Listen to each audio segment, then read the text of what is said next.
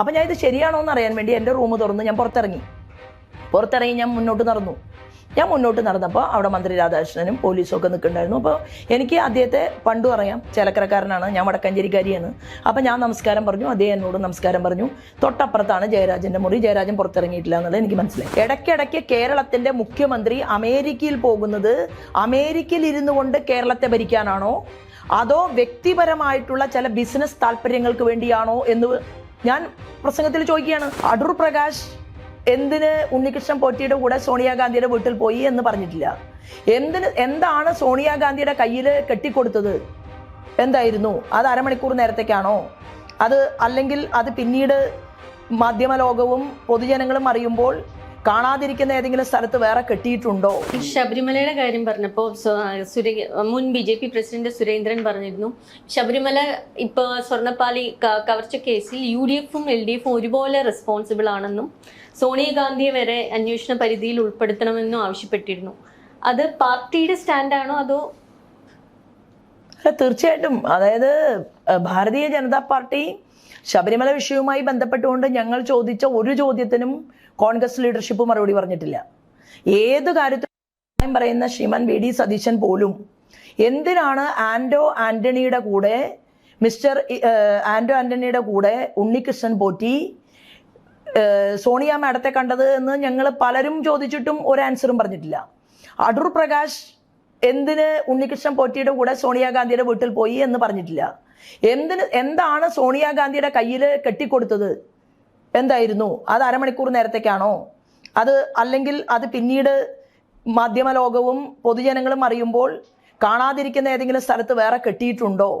പുരാവസ്തു എന്നുള്ള രീതിയിൽ ഈ കട്ടിളപ്പാളിയിലെ സ്വർണത്തെ രാജ്യാന്തര കള്ളന്മാർക്ക് വിറ്റിട്ടുണ്ടോ? ഇതെല്ലാം ഇപ്പോൾ ശ്രീമാൻ രമേശ് ചെന്നിത്തല പറഞ്ഞത് അദ്ദേഹം SITയുടെ മുന്നിൽ ചില കാര്യങ്ങൾ പറഞ്ഞിട്ടുണ്ട്.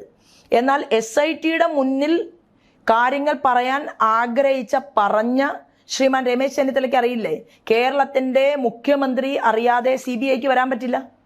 ഇന്റർനാഷണൽ ബന്ധങ്ങളുള്ള ഒരു കേസിൽ അങ്ങനെ ഒരു അന്വേഷണം നടക്കണമെന്നുണ്ടെങ്കിൽ മുഖ്യമന്ത്രി തയ്യാറാവണം, അല്ലെങ്കിൽ കോടതി പറയണം.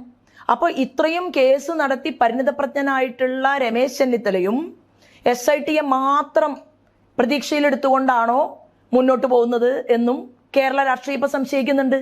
അപ്പോൾ ഈ ഒരു കേസിൽ കൃത്യമായിട്ട് കോൺഗ്രസിന് പങ്കാളിത്തമില്ലെങ്കിൽ എന്തുകൊണ്ടാണ് അവർ ഇതിന് മറുപടി പറയാത്തത്? അപ്പോൾ ഈ ഒരു സാഹചര്യം എങ്ങനെയുണ്ടായി?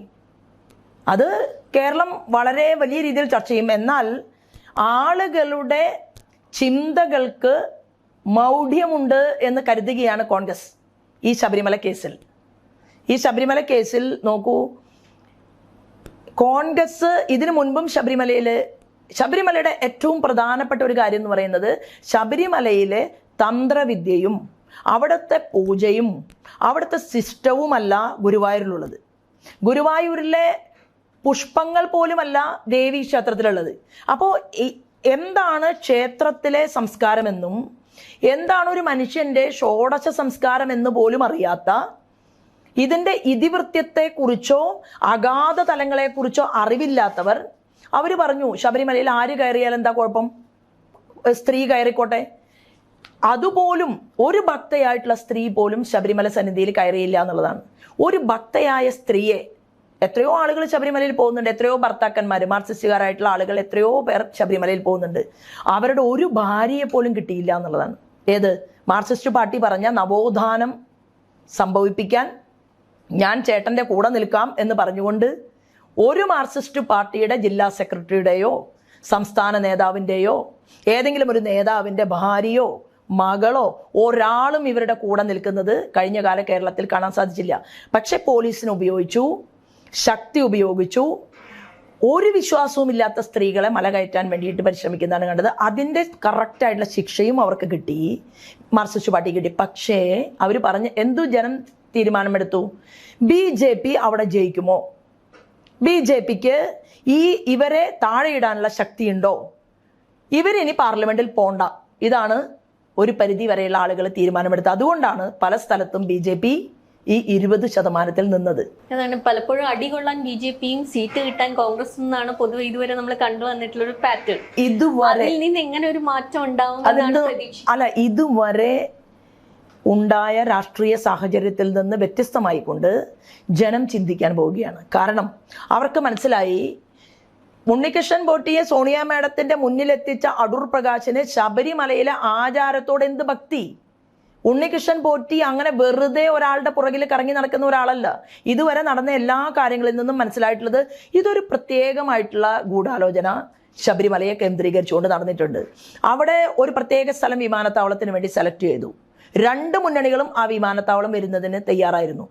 ആറന്മുളയിലെ ഭഗവാനെ ഇഷ്ടമുള്ള കോൺഗ്രസ്സുകാരും ഉത്രട്ടാതി വള്ളംകളി ആസ്വദിക്കുന്ന കോൺഗ്രസ്സുകാരും ആറന്മുളയിലെ കൊടിമരം തകർക്കപ്പെടും വിമാനത്താവളം വന്നാൽ എന്ന് അറിഞ്ഞിട്ടുകൂടി ആ മൂവർ സംഘം, അതായത് വിമാനത്താവളം കൊണ്ടുവരാൻ പരിശ്രമിച്ച മൂവർ സംഘവുമായിട്ട് മീറ്റിംഗ് നടത്തിയിട്ടുണ്ട്.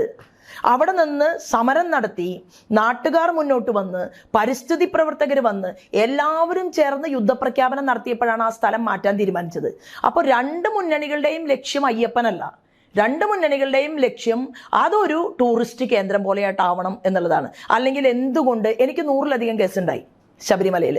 ഞങ്ങളൊക്കെ വീട്ടിൽ നിന്ന് പുറത്തിറങ്ങി, ഞങ്ങൾ പെട്ടിയും പാക്ക് ചെയ്ത് തുണിയും പാക്ക് ചെയ്ത് 2 മാസം കഴിഞ്ഞ് കാണാമെന്ന് മക്കളോടും പറഞ്ഞ് റോഡിൽ പോകാൻ റെഡിയായിട്ട് തന്നെയാണ് ഞങ്ങളൊക്കെ പുറത്തു വന്നത്.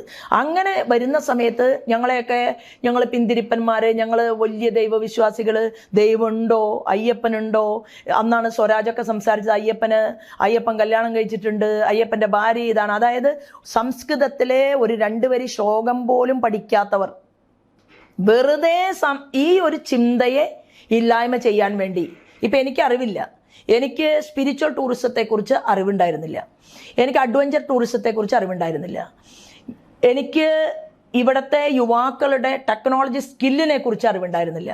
ഈ 3 കാര്യങ്ങളും ഞാൻ ആലപ്പുഴയിൽ ഒരു മാനിഫെസ്റ്റോ തയ്യാറാക്കുമ്പോൾ ഇത് പഠിക്കാൻ വേണ്ടി ലോകത്തെ അതിപ്രഗത്ഭന്മാരായിട്ടുള്ള 3 പേരെ വരുത്തി അവരുടെ ഭാഷ അത് എനിക്ക് കൺവേർട്ട് ചെയ്ത് തരാൻ സാധിക്കുന്ന ഇൻസ്റ്റിറ്റ്യൂട്ടിലെ പ്രാഗൽഭ്യമുള്ള നമ്മുടെ കുട്ടികളെ വിളിച്ചു വരുത്തി. എന്നിട്ട് ഞങ്ങൾ എല്ലാവരും കൂടി ഇരുന്ന് ഞങ്ങളൊരു മാനിഫെസ്റ്റോ തയ്യാറാക്കി. അപ്പോൾ ആ മാനിഫെസ്റ്റോ തയ്യാറാക്കുന്നത്, ഞാൻ ഇത് പറഞ്ഞു വരുന്നത്, നമുക്ക് അറിവില്ലാത്ത കാര്യങ്ങൾ രാഷ്ട്രീയക്കാർ അഹന്ത വെടിഞ്ഞ് അറിവുള്ളവരോട് ചോദിച്ച് അത് പഠിച്ച് സമൂഹത്തിൽ അഭിപ്രായം പറഞ്ഞാൽ എന്താണ്? അല്ലെങ്കിൽ വിശ്വാസികളെ ദ്രോഹിക്കേണ്ട. ഇപ്പം അയ്യപ്പൻ്റെ കാര്യത്തിൽ എടുക്കുന്ന നയം അവർക്ക് അങ്ങനെ ഒരു പരിപ്രേക്ഷ്യം എന്നുള്ള രീതിയിൽ കേരളത്തിൽ മുന്നോട്ട് കൊണ്ടുപോകാൻ പറ്റിയില്ലല്ലോ. ഇപ്പം ശ്രീമതി ടീച്ചർ പോലും വാക്ക് മാറ്റി പറഞ്ഞു. ടീച്ചർ പറഞ്ഞില്ലേ എന്തിനാണ് വിശ്വാസിക്ക് എതിരായിട്ട് നിൽക്കുന്നത്? അപ്പോൾ ഇന്നലെ വരെ അങ്ങനെയായിരുന്നു. കക്കൂസിനെതിരെ സമരം ചെയ്തു, ക്ലോസറ്റ് വേണ്ടാന്ന് പറഞ്ഞു. ട്രാക്ടറിനെതിരെ സമരം ചെയ്തു, ട്രാക്ടർ വേണ്ട, ആളുകളുടെ ജോലി നഷ്ടപ്പെടും എന്ന് പറഞ്ഞു. മൊബൈൽ വേണ്ടാന്ന് പറഞ്ഞു, സമരം ചെയ്തു. എന്നിട്ട് പറഞ്ഞു കസേര കറങ്ങാൻ പാടില്ല എന്ന് പറഞ്ഞു. ഇതൊക്കെ ഒരു കാലത്ത് കേരളത്തിൽ അവർ പ്രസംഗിച്ചതാണ്. കറങ്ങുന്ന കസേര വാങ്ങി, AC വേണ്ടാന്ന് പറഞ്ഞു, കമ്പ്യൂട്ടർ വേണ്ടാന്ന് പറഞ്ഞു. ഈ പറഞ്ഞതെല്ലാം മാറ്റി പറഞ്ഞുകൊണ്ട് ഇന്ത്യയിലെ അല്ല ലോകത്തെ തന്നെ ഏറ്റവും വലിയ റിയൽ എസ്റ്റേറ്റ് ബ്രോക്കർമാരെ കേരളത്തിൻ്റെ മുഖ്യമന്ത്രി കാണാൻ തുടങ്ങി. അതിൻ്റെ ബാക്കി ഞാനൊരു പത്രസമ്മേളനത്തിൽ പറയാം. അതിൻ്റെ ചില കാര്യങ്ങൾ, 1-2 കാര്യങ്ങൾ മാത്രമേ എനിക്ക് കിട്ടിയിട്ടുള്ളൂ. അതുകൊണ്ട് അത് എഴുതണ്ട. ഞാൻ പറയുന്നത്, ഇടയ്ക്കിടയ്ക്ക് കേരളത്തിൻ്റെ മുഖ്യമന്ത്രി അമേരിക്കയിൽ പോകുന്നത് അമേരിക്കയിൽ ഇരുന്നു കൊണ്ട് കേരളത്തെ ഭരിക്കാനാണോ അതോ വ്യക്തിപരമായിട്ടുള്ള ചില ബിസിനസ് താല്പര്യങ്ങൾക്ക് വേണ്ടിയാണോ എന്ന് ഞാൻ പ്രസംഗത്തിൽ ചോദിക്കുകയാണ്. അതായത് ഇതെല്ലാം മുഖ്യമന്ത്രിക്കാവാം. മുഖ്യമന്ത്രിക്ക് നല്ല ആശുപത്രി ആവാം, മുഖ്യമന്ത്രിക്ക് നല്ല വിമാനത്തിൽ യാത്ര ചെയ്യാം, മുഖ്യമന്ത്രിയുടെ കുടുംബത്തിന് എല്ലാ സൗകര്യങ്ങളും ആവാം. ഇവിടുത്തെ പാവപ്പെട്ട ഏരിയ സെക്രട്ടറിയുടെ മോനോ അല്ലെങ്കിൽ ലോക്കൽ കമ്മിറ്റി സെക്രട്ടറിയുടെ മോനോ ബ്ലോക്ക് അവരുടെ ചുമതലക്കാരുടെ കുട്ടികളൊന്നും നല്ല സ്കൂൾ വേണ്ട, അവർക്കൊന്നും ഇത് സ്വകാര്യ മേഖല വേണ്ട. അപ്പോൾ സ്വകാര്യ മേഖല വേണ്ട എന്ന് പറഞ്ഞ ദേശസൽക്കരണം എന്തായി? തകർന്നു. ഇന്ത്യയിൽ ലോകത്ത് 2% ഉണ്ടായിരുന്ന കമ്മ്യൂണിസം ഇന്ന് ലോകം മുഴുവൻ ഉപേക്ഷിച്ചു.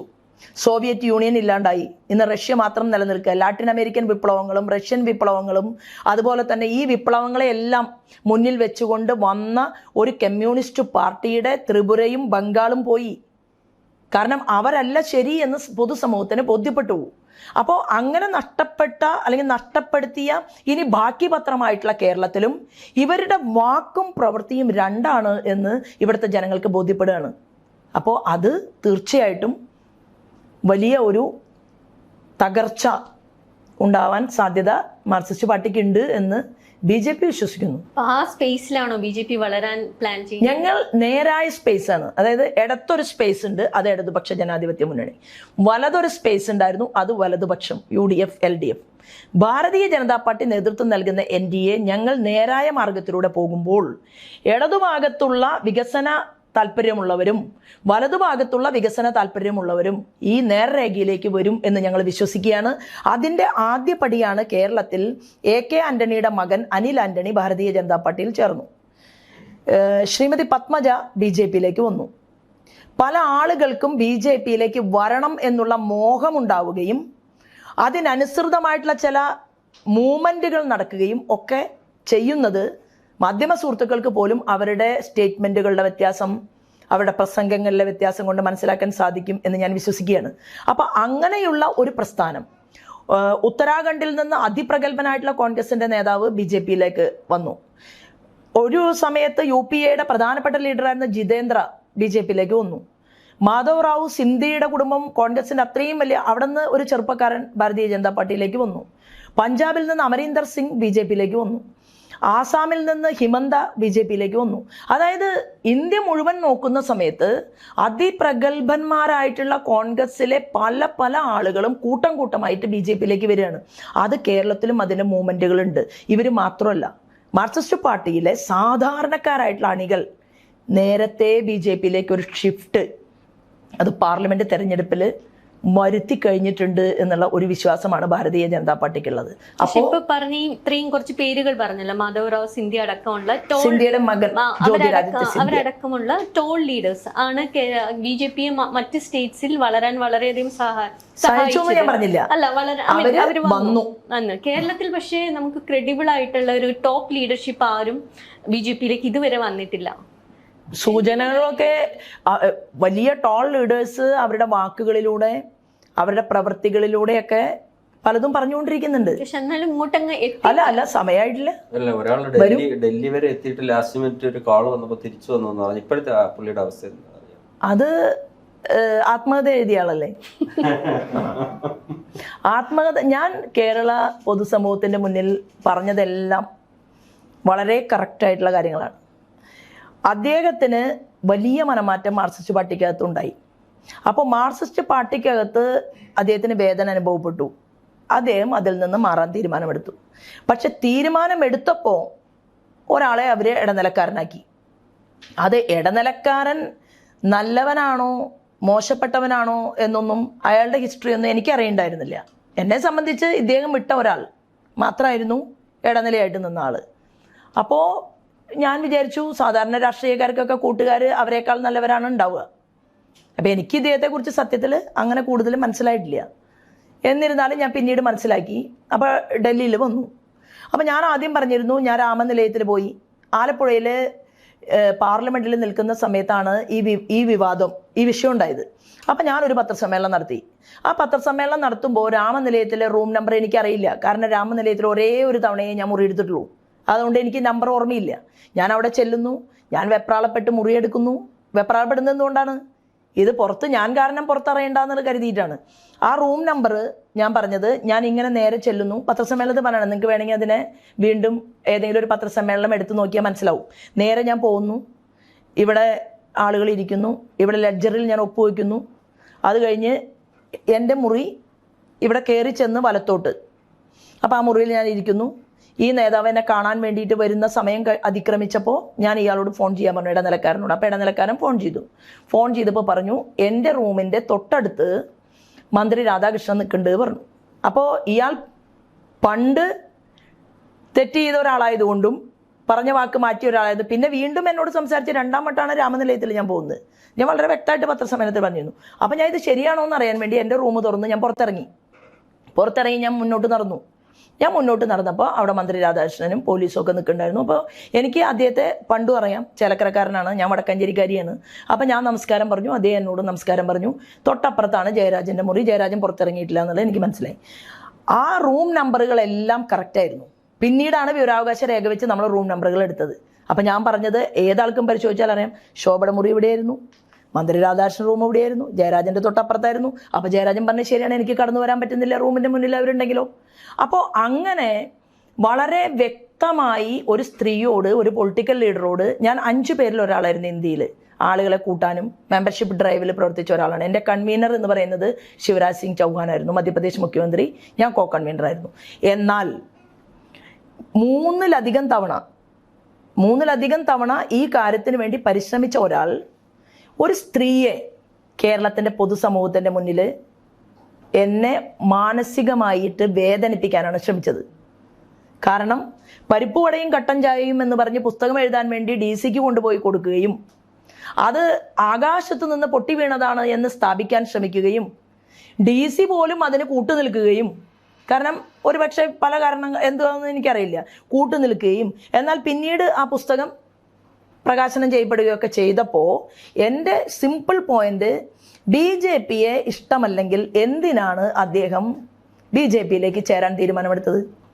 എന്നിട്ട് അദ്ദേഹം പറയുകയാണ്, ഞാൻ BJPയിൽ ചേരാൻ തയ്യാറല്ലായിരുന്നു, ഇത് ശോഭാ സുരേന്ദ്രൻ ഉണ്ടാക്കിയ ഒരു കഥയാന്ന് പറയുമ്പോൾ ഞാൻ പറയുന്നത് എന്താണ്, ഞാൻ വലിയ ആളല്ല, എനിക്ക് ഈ കഥ, ഒരാളെ നമ്മൾ BJPയിൽ ചേർത്താൻ വേണ്ടി പോകുന്നത് രഹസ്യമായിട്ടാണ്, ക്യാമറയും അല്ലെങ്കിൽ അത് മൊബൈലിൽ ഷൂട്ട് ചെയ്യാനുള്ള സംവിധാനമൊന്നുമില്ല, ഞാനൊരു സാധാരണ ആളാണ്. പക്ഷേ എനിക്ക് ഡൽഹിയിൽ ഇന്ത്യൻ പ്രൈം മിനിസ്റ്ററുടെ വീട്ടിൽ ഞാൻ പോയിട്ടുണ്ട്, ഹോം മിനിസ്റ്ററുടെ വീട്ടിൽ പോയിട്ടുണ്ട്, ക്യാബിനറ്റ് മിനിസ്റ്റേഴ്സിൻ്റെ ഒക്കെ വീടുകളിൽ എനിക്ക് പരിചയമുണ്ട്, മുഖ്യമന്ത്രിമാരെ എനിക്ക് കൂട്ടുകാരുണ്ട് എന്ന് പറഞ്ഞാൽ ഞാനത് അമിതമായിട്ട് എന്നെ മാർക്കറ്റ് ചെയ്യുന്നതായിട്ട് പലരും ഈ നവമാധ്യമങ്ങളിലൂടെ കളിയാക്കും. പക്ഷെ ഞാൻ പറഞ്ഞ എല്ലാം സത്യമാണ്. അപ്പോൾ സത്യമാണ് മീൻസ് ഞാൻ പോയിട്ടുണ്ട്. ഇപ്പം പ്രൈം മിനിസ്റ്ററുടെ ഒരു മലയാളം പുസ്തകം ഞാൻ എഴുതി കൊണ്ടുകൊടുക്കാൻ വേണ്ടി ഞാൻ പോയി. ഞാൻ പത്രക്കാരോടൊന്നും പറഞ്ഞില്ലല്ലോ, ഒരു ഫോട്ടോയും പുറത്തു വന്നിട്ടില്ല, ആ പുസ്തകം എൻ്റെ പ്രകാശനം ചെയ്തിട്ടില്ല. കാരണം അപ്പോൾ മോദിജി പറഞ്ഞു ഇത് മലയാളമാണ് ശോഭ, ഇത് ബാക്കിയുള്ളവർക്ക് മനസ്സിലാവണ്ടേ, അപ്പോൾ ഇംഗ്ലീഷിലും ഹിന്ദിയിലും അത് മൊഴി മാറ്റിയിട്ട് വേണം ഇതിൻ്റെ. പക്ഷേ ഇനിയും ഞാൻ കാത്തിരിക്കില്ല, കാരണം അത് കഴിഞ്ഞിട്ടും മാസങ്ങളായി. ഞാൻ പറഞ്ഞു വന്നത്, അപ്പോൾ അങ്ങനെ ഒരു നേതാവിനെ പോലെയല്ല വേറെ പലരെയും ഞാൻ കണ്ടിട്ടുണ്ട് എന്ന് ഞാൻ അന്നേ പറഞ്ഞിരുന്നു. ഞാൻ ഇതുവരെ പേര് പറഞ്ഞിട്ടില്ലല്ലോ. ഒരു CPM-ൽ തന്നെയുള്ള അല്ല, CPM-ലല്ല, ഞാൻ CPM-ലുള്ളവരെ മാത്രമല്ല കണ്ടിട്ടുള്ളതെന്ന് അന്നേ ഞാൻ വ്യക്തമാക്കിയിരുന്നു. അതുകൊണ്ട് എന്നെ കണ്ടു അല്ലെങ്കിൽ ഞാൻ പോയി ഒരു ചർച്ച നടത്തിയവരുടെ പേര് പൊതുസമൂഹത്തിൽ അങ്ങനെ എന്താ പറയുക വിവേകമില്ലാതെ വിളിച്ചു പറയുന്ന ഒരാളല്ല. ഒരു സ്ത്രീ കണ്ട് ചർച്ച നടത്തിയവരാരും വരാൻ തയ്യാറായില്ല എന്നല്ലേ അതിന്റെ അർത്ഥം? അല്ല, അങ്ങനെ പറയാൻ പറ്റില്ല. അത് പല കാരണങ്ങളുണ്ടാവാം, അതിനെ അങ്ങനെ നമുക്ക് കൂട്ടി വായിക്കാൻ പറ്റില്ല. ഞങ്ങൾക്ക് അറിയാം BJPക്ക് ഇപ്പോൾ വന്നവരിൽ ഞാൻ ചർച്ച നടത്തിയവരുണ്ടെങ്കിലോ, അതിനുശേഷം ആളുകൾ വന്നല്ലോ BJPയിൽ, ഒരുപാട് ആൾക്കാർ വന്നു, കേരളത്തിലും വലിയ ആൾക്കാർ വന്നു. ഇനിയും വരാൻ ലിസ്റ്റിലുണ്ടോ? തീർച്ചയായിട്ടും വരും. ഇലക്ഷൻ അടുക്കുമ്പോൾ വരുമോ? അല്ല, അതല്ല, എന്തായാലും ധാരാളം മാറ്റങ്ങൾ കേരളത്തിൽ ഉണ്ടാവും.